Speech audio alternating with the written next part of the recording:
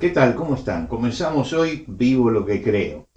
Son una serie de estudios sencillos en la parte práctica de la carta a los romanos que empieza en el capítulo 12, que tratamos de hacerlo al alcance de todos, haciendo una lectura guiada de la carta a los romanos. Y estamos en la parte donde se habla de la relación interpersonal. Y en esa relación interpersonal el apóstol nos habla de fuertes y débiles, y la relación que se produce entre los que tienen mayor discernimiento y los que todavía están en crecimiento en su discernimiento. Y entonces se producen tensiones entre ellos que de pronto el que tiene mayor discernimiento desprecia al que tiene menos, y el que está abajo ve la libertad y lo toma por libertinaje que tiene el que tiene más discernimiento y lo critica. Y el apóstol Pablo entonces está diciendo, eso es lo que no tiene que existir en la iglesia. ¿Por qué? Versículo 7, que es donde habíamos dejado. Porque ninguno de nosotros vive para sí y ninguno muere para sí. Pues si vivimos, para el Señor vivimos, y si morimos, para el Señor morimos. Así pues, sea que vivamos o que muramos, del Señor somos. Nos está llevando al objetivo final de la vida cristiana como algo que tenemos que tener en cuenta en el momento de relacionarnos con otros. El apóstol Pablo va a decir en la carta a los filipenses, para mí el vivir es Cristo. Es decir, que tenía un rumbo bien definido en su vida. Por el nuevo nacimiento, cuando hemos nacido de nuevo, se produjo en nosotros un cambio radical, un cambio total, porque el Espíritu Santo vino a morar en nosotros. Y nos cambió de posición. Ahora estamos en Cristo. Nuestra vida está ligada a Él.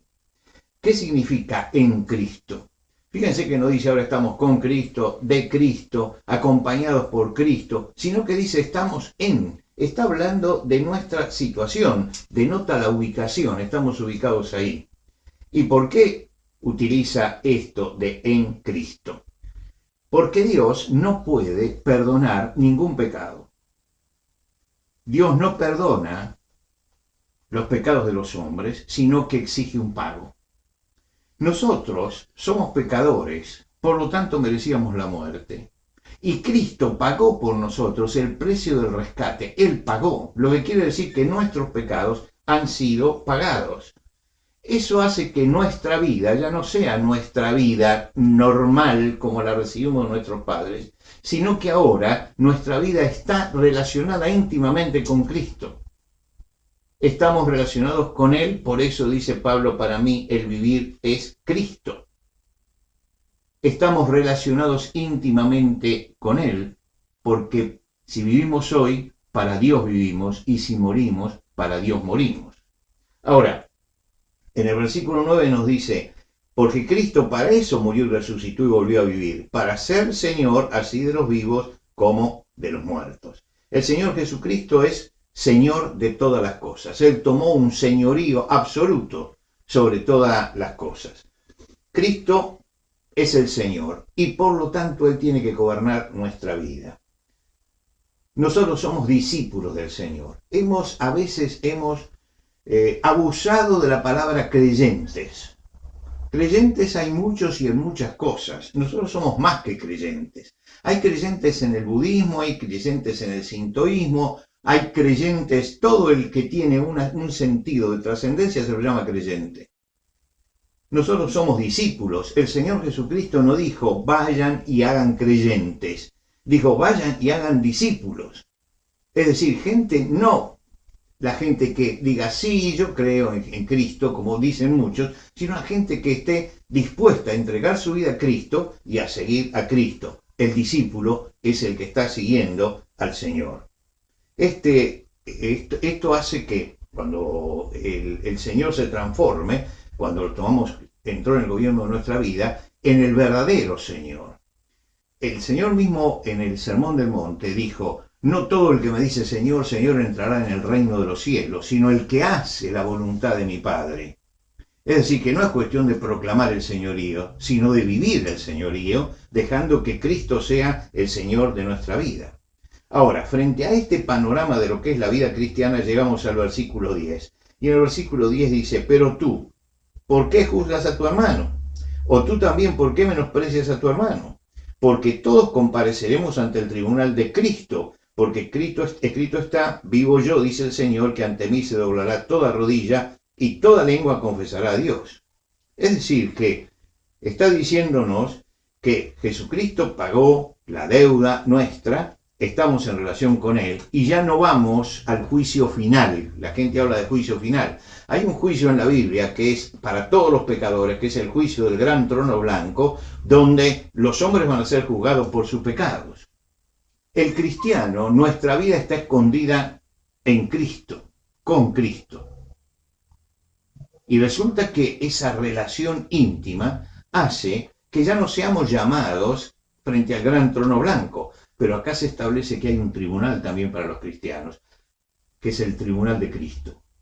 Aquí se habla de que todos tenemos que comparecer ante ese tribunal. No es un tribunal que tiene que ver con la salvación, es un tribunal que tiene que ver con nuestras obras.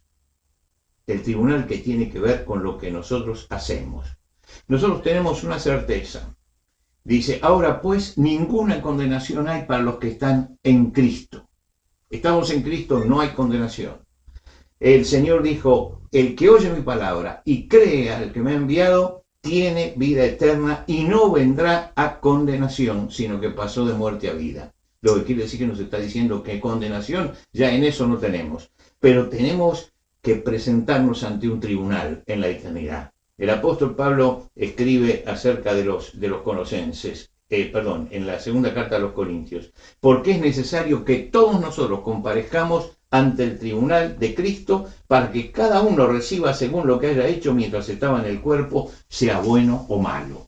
Quiere decir que las obras del creyente son las que son evaluadas en ese tribunal.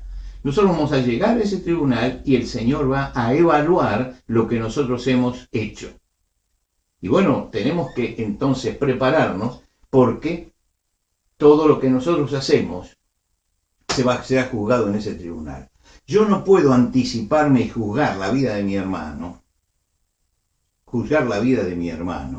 en las costumbres, en las cosas que son secundarias. No puedo juzgar la vida de mi hermano, porque eso se va a ver en el tribunal de Cristo. En todo caso, la Iglesia sanciona cuando el pecado de la persona, un pecado evidente, merece la disciplina. Pero yo no puedo juzgar a mi hermano porque estoy usurpando el lugar que Cristo tiene que tener. Cristo es el que tiene que juzgar nuestra vida. Y entonces dice, ¿cómo vas a juzgar vos antes? Estás ocupando el lugar que Cristo va a ocupar, donde Él mire realmente la vida del hombre y va a controlar en nosotros las obras, pero no solamente las obras que hacemos. Porque lógicamente que nosotros podemos haber hecho muchas cosas sobre la tierra maravillosas, maravillosas. El Señor va a analizar las intenciones con las que las hicimos. ¿Cuál era la intención? ¿Lo hacíamos para la gloria de Dios o lo hacíamos para la gloria propia? Ese tribunal es muy serio y tenemos que tener siempre presente que tendremos que llegar allí. El juicio de Dios trasciende nuestras obras en el tribunal de Cristo y llega hasta nuestras intenciones. Y por eso nosotros no tenemos que anticiparnos, tenemos que vivir reverentemente mirando al Señor y avanzando, sabiendo que un día vamos a tener que comparecer frente a Él por lo que hemos hecho. Pensamos en esto y seguimos la semana que viene.